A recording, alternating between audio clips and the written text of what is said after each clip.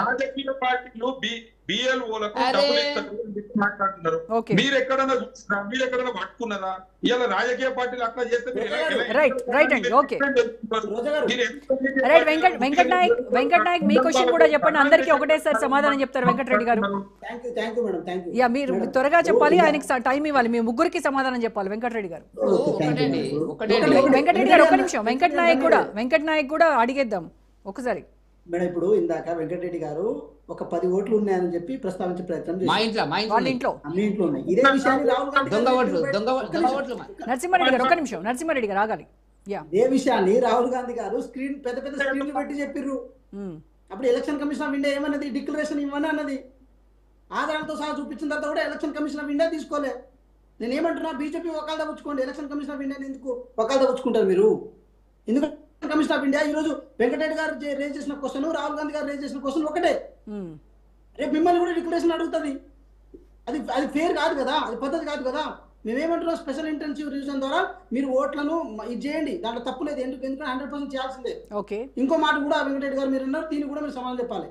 ఇప్పుడు నీకు తెలియకపోతే ఒకటి, వెంకట్ గారు రాహుల్ గాంధీ గారు చేసింది ఓట్లను తీసేసిరని చెప్తున్నాడు. నేనే చెప్తున్నా అంటే దొంగ ఓట్లు నేను చెప్తున్నాను, తీసేయాలి. రాహుల్ గాంధీ గారు దొంగ ఓట్లే చెప్పారండి.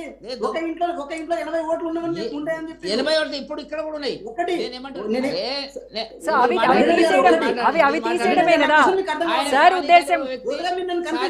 ఒక వ్యక్తి సంస్థలాగా ఆయన మాట్లాడిపోతాడు, ఇష్టం ఉన్నట్టు మాట్లాడిపోతాడు.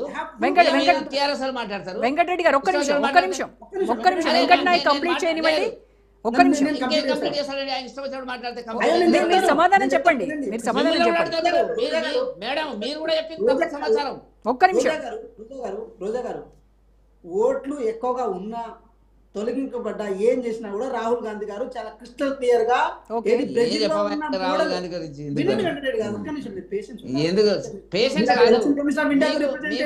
అదేవిధంగా బీజేపీ కూడా రిప్రజెంటేటివ్. మీరు ఇద్దరి వర్షన్ వినాల్సిన అవసరం ఉంది. నేను ఏమంటున్నాను, ఒకటి రాహుల్ గాంధీ గారు బ్రెజిలియన్ మోడల్ ఓటు కూడా ఇక్కడ ఉంది.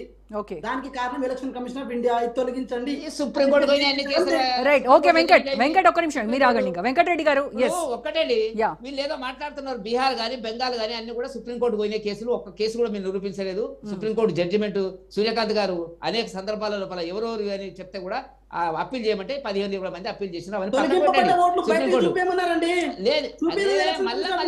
వెంకట్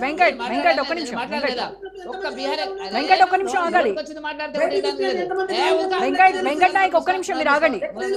వెంకట్ నాయక్ ఒక్క నిమిషం సార్, ఒక్క నిమిషం ఆగండి.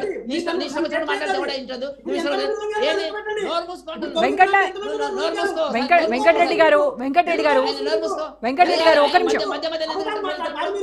మీరు వెంకట్ ఒక్క నిమిషం ఆగాలి.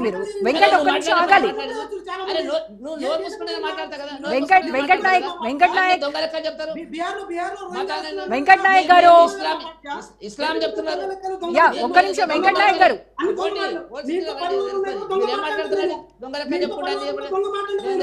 ఒక్క నిమిషం.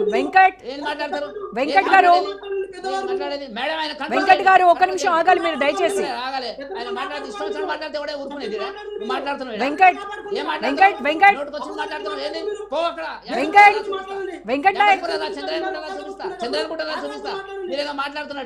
మీరు ఇద్దరు మాట్లాడితే ఎవరి వర్షన్ కూడా వినపడదు. ఒక్క నిమిషం.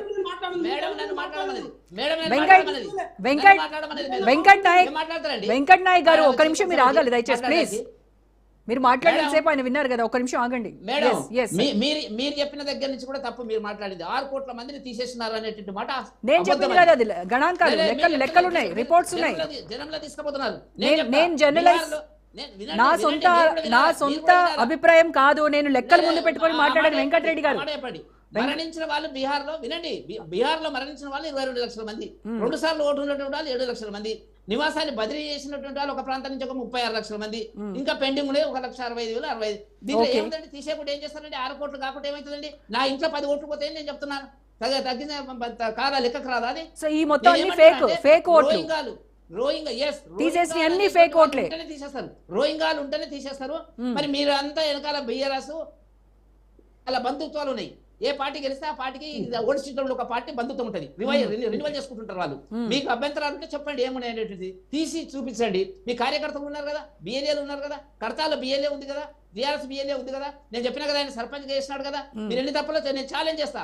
మీరు మొత్తం తీసేసినాక ఎన్ని ఉన్నవి, వాస్తవానికి ఎన్ని ఉంటాయి, ఏమున్నాయటువంటి విషయాన్ని గురించి మనం చర్చిద్దాం. దాని గురించి మనం ఏం చేద్దాం అనేది ఆలోచిద్దాం. నిజమైనటువంటి అర్హులైనటువంటి ఓటర్లను ఎవరు తీసేరు?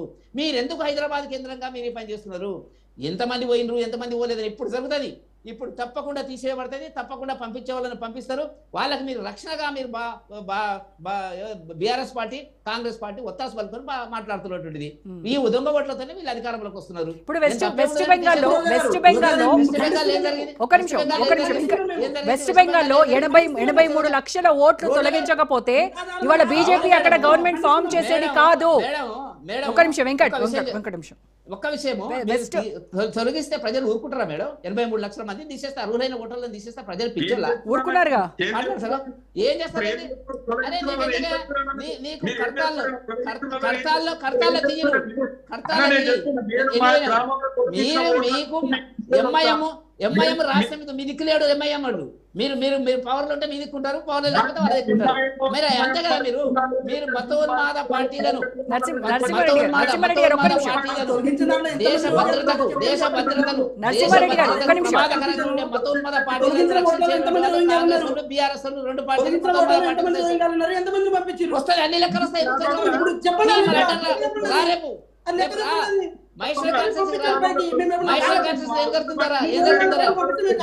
నా ఇల్లు సంగతి చెప్పిన కదా, నా ఇంట్లో 10 ఓట్లు ఉన్నాయి, దొంగ ఓట్లు రోహింగాలు కాదు, ముస్లిం పేర్లు ఉన్నాయి,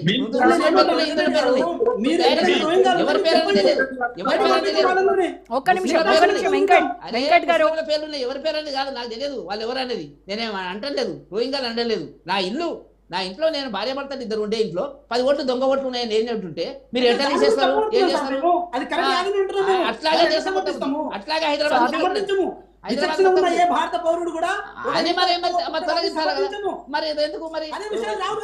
అవునండి, వెంకట్ నాయక్ మన జూబ్లీ హిల్స్ బై ఎలక్షన్స్ అప్పుడు మీకు గుర్తుందా? బీఆర్ఎస్ వాళ్ళు నానా గొడవ చేశారు. ఒక ఇంట్లో దాదాపుగా 15 పైగా ఉన్నాయి, అది ఒక చిన్న ఇల్లు, దాంట్లోనే 15-20 మంది ఓట్లు ఉన్నాయి, ఇవన్నీ ఫేక్ ఓట్లు, దయచేసి వాటిని తొలగించండి, వాటిని గుర్తించండి అని వాళ్ళు గొడవ చేశారు. అప్పుడు ఏం చెప్పారు మీరు? అవన్నీ ఫేక్ ఓట్లని ఒప్పుకున్నారా మీరు?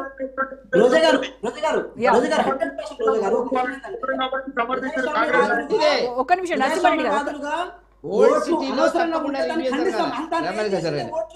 తీసుకొచ్చిందే మేమే కదండి. ఇలా ఫేక్ ఓట్లు